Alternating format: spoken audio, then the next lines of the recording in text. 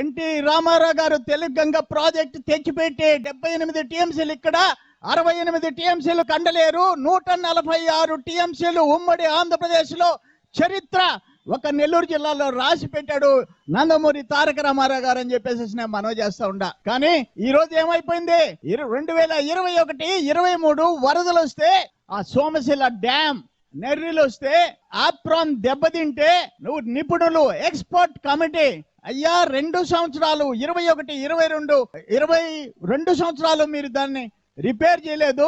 Expert committee ఇచ్చిన report ఏంటో తెలుసా, అత్యవసరంగా వెంటనే దాన్ని రెస్టోర్ చేయకపోతే, రిపేర్ చేయకపోతే కట్టకే ప్రమాదం, డ్యామ్ కే ప్రమాదం అని అంటే ఎన్ని లక్షల ప్రాణాలు సోమశిల డ్యామ్ కింద ఉన్నాయని చెప్పేసి నేను అడుగుతా ఉండా. 95 కోట్లతో టెండర్ పిలిచి 20 కోట్ల రూపాయలు పనులు చేసి ఆ కాంట్రాక్టర్ బిల్లులు లేదని ఎగ్గొట్టేసి వెళ్ళిపోతే దాన్ని గాలికి వదిలేస్తే పొరపాటున ఏదైనా వరద వస్తే ఏం కావాలా కింద లక్షలాది మంది ప్రజలను అడుగుతుండా. ఇక్కడ ఉన్నాడు ఒక వ్యవసాయ మంత్రి, ఆయన ఉదయం బ్రేక్ఫాస్ట్ మట్టి, లంచ్ ఎర్రమట్టి, సాయంత్రం టీ ఇసుక, రాత్రి తెల్లరాయి గాంధీ నిద్రపోదు అతనికి.